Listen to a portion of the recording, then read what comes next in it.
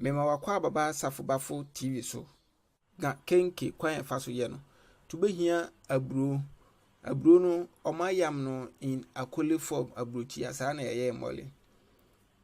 intino ofite na mole na akole na edi 3 days na afi de wanya mole nti me de rubber chemwie no ba ko do so sin ba ko ohwe a nti meyi so de endorse no aka ne banku form nti wia no wanya waburo aban nti de endorse no na ma ka no me di ensu ahono na me be ka ne banku form no ti mi wia me de befra emori fresh one tu di sija so na wo de enchini atu enchini na no wahwe niye ntu kan mu sa se ebe forming banku form wo ye mane mene ti ebisi so be se 20 minutes bi na 18 minutes bi eni kwan se ben ti wia na yatete afra eye emole fresh one ti modun se in two part second part ni we do so sene de me kan ti o se emole no fresh one do so sene de o kan banku no wia mbetiti banku no afra ti si pepe eneye Ga Kenkey upe kwan fa so ye fanti Kenkey so a obetimi asearch me videos no eno so simple kra simple sin we entino uwia na wo de tabro no aka afra sa eye banku ni fresh emole no waka afra na we you in two method first method uka fra say ya ni nyina afra kama say no obetimi atete straight away and second so opening authentic Ghana taste na nkasa so de uwia na de lace akata so na edi be 7 to 6 hours and sana what start abubo option so what time they are bit minus me di we na me lace kata so na me di see work for 6 hours and sana me ba abubo ti aban no so de begun su said ye ebemre tu ya na wanya nkwantre enye tintin atwan se so do nsa na bobo na eye wonsa ho obetimi ayisu nkwantre no de bonsu ma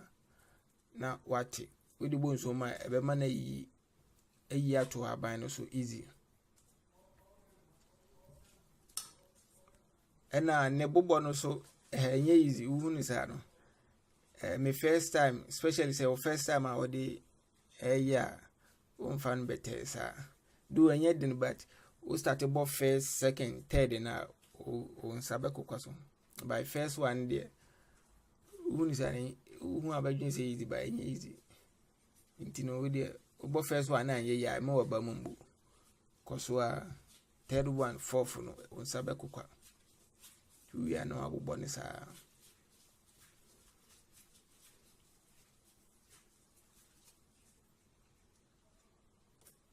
ti ubuya ano no no abie nchen no na de ano tia no ahye babia wo do wonsa bie no no asa akatu ti Ga Kenkey die se ya ene ye no esan frɛ no Kormi Kokoe ana dorkono Ga Kenkey die Ghana fanyanya omudi nye Ghana West Africa for so kwa na edio Cote d'Ivoire Eastern Cote d'Ivoire for so di ena Jamaica for so edi dorkono Togo so di Benin for so di dorkono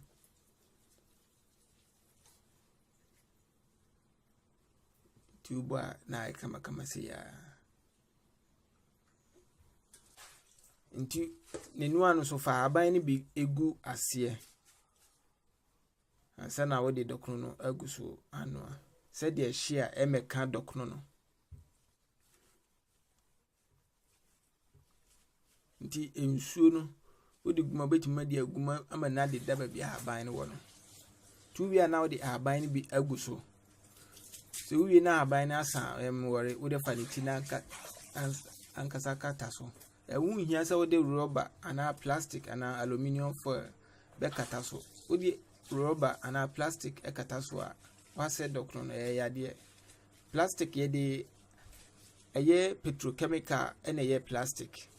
Enti plastic awuduro bi ɛwɔ plastic mu a sɛ wodnoa na ade yɛ aduane a saa awuduro no ɛba aduane no. Nti ewu hia sɛ wode plastic. Enye plastic no na ɛbɛma dorkono na ben. Enti no de nsuo gu na sɛ wode si gya no so a wo hai gya na sɛ ehu a ahu awie no walu gya no.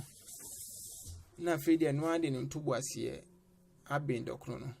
Tu kata so wie a after 2.5 hours no